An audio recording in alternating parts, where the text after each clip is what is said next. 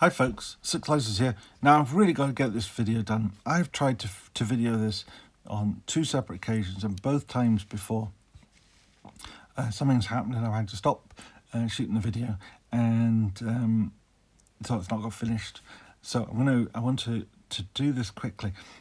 It's a simple little knife, but it's one I really quite like. I like its absolute basic simplicity. It's not a cheap knife though. It's remarkably expensive for what it is, but this is a little Fallkniven. It's called the U4. There's one called a U2, which is actually bigger. So the nomenclature in Fallkniven is always a little bit odd. But this is a tiny, tiny little pocket knife. And I've always liked these tiny little lockbacks. Obviously, it's a lockback, so it's a weapon of mass destruction, despite the fact that it is. I'll bring the ruler in early on in this one, just so you can see just how small it is. We are talking about a cutting edge of just shy of 2 inches, 2¼ inches on the total blade length, and overall length of 4¾ inches, which, just to give some comparison, because sometimes the numbers just don't make sense, compared to a dragonfly, makes a dragonfly look like a genuine weapon of mass destruction, or the Urban, which is another spider coal, one I don't particularly like, but nonetheless, there we are. That is, again, looks much bigger in comparison. Don't know why I'm using just spider coats for comparisons here, but I am. The little ladybug is probably of similar size, and it's also, interestingly, of similar construction, in that the ladybug is a single piece of moulded FRN with a lockback, with a pin for the lockback, and a rivet. Well, this because nowadays we don't have pins, we don't have rivets for pivots, but it does have a pin, just a pushed-in pin rather than a screw for the lockback. And a screw for the pivot. But again, it's a single one-piece FRN type moulding. So very simple design, very simply put together. And you know, I wouldn't mind betting that they're both made in Japan. Both of these are both made in Seki City. Fallkniven won't tell you who makes their knives; it's a trade secret. Equally, you know, it's one of these things.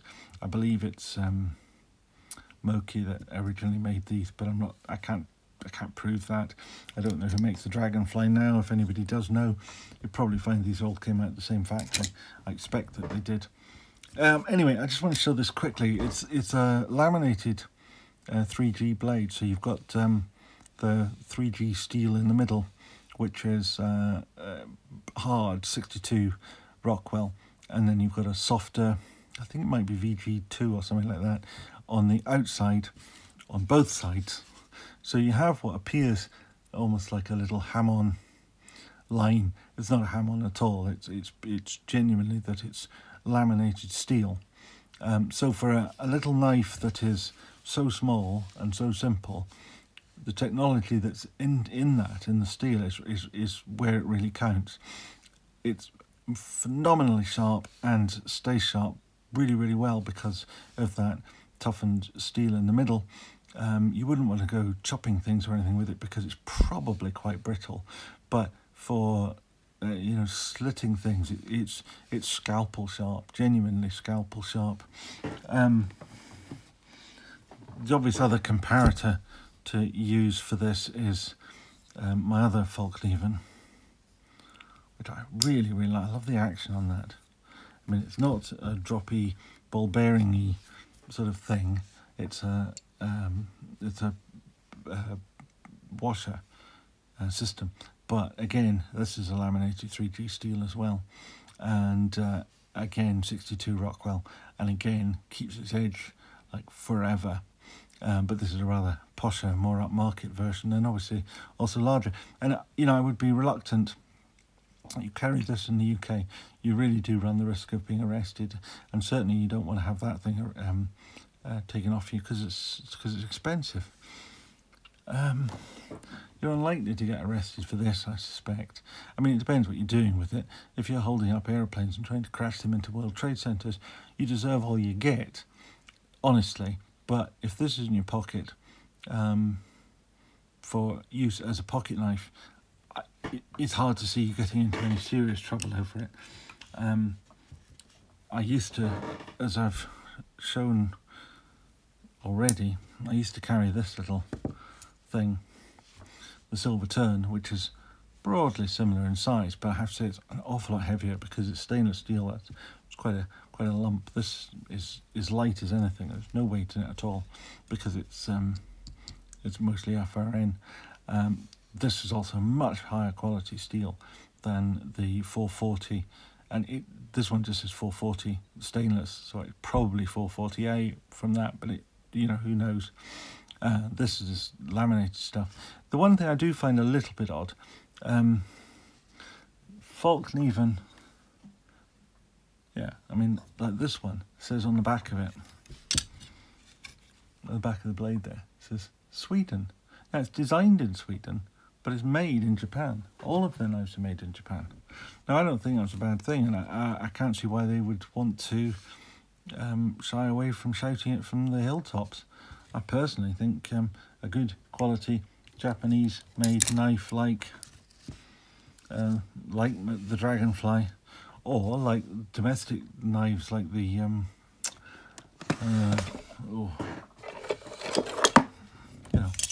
Rocksteads. What's to be shy of when you've got quality of manufacture and design like that? Now the Fallknivens are of course designed in Sweden rather than designed in Japan, but they're made by high quality craftsmen in Japan. Some suggest that they were taught about Western blade grinding by Jim Frost. I don't know if that's true or not, but they certainly know about how to make things out of steel, and they've been doing it for 1,000 years. A technology they imported from China, say over 1,000 years ago, and they've been very good at originally making do with very poor steels, and then they came out with some steels that were domestically made, domestically designed steels, things like VG10 and ZDP 189 and YXR7 and things, and then these laminated steels, 3G steel. These are Japanese steels which move them on a long way from the days of white paper and blue paper steel, the sorts of things you might find in a Higanakami that I can't open today. I haven't had my Weetabix this morning, obviously. But these carbon tool steels that they traditionally use, that they get very hard. They're very good at making very hard steels that keep an edge well. But that's also, incidentally, that's also a laminated steel blade, that Higanakami. They're good at laminated steels. So anyway, I've probably whittled on far more than one. That's nearly 9 minutes on a knife that's only got a little 2-inch blade. But these are just really good. If you wear a jacket or something, a suit jacket, and you want to wear it without it spoiling the line of your jacket, this is ideal. And honestly, it'll do almost anything you would ever want of a knife in terms of, daily. If you work in an office, you want to open things, open parcels, letters, and so on. This is a really high quality box cutter. That's really what it is. Could you spread your peanut butter on your toast with it? Nah, it's probably not ideal. But for most tasks, it's fine. I always used to find that I could get by 90% of the time with my little Silver Tern. It would do almost everything that I wanted, and then I would usually have something slightly bigger waiting in the wings somewhere. Back in the day when you could have something in the bottom of your briefcase or in your drawer of your desk for whipping out when you did want to cut up your bread at lunchtime and spread some cream cheese or whatever. And my Buck Alpha Hunter or my, I think 167, I think it's called, fixed blade buck were ideal for doing those sorts of tasks just as well as if they were skinning a deer. Anyway, there we are. It's a really nice little knife. In one, you could carry in the UK without too much fear, although it is officially a weapon of mass destruction, according to the Act. So anyway, if you like this stuff, please give it a thumbs up. And if you'd like to see more of it, please subscribe and remember to ring the bell if you want to get notifications. So thank you very much for watching. I will see you again soon. Bye.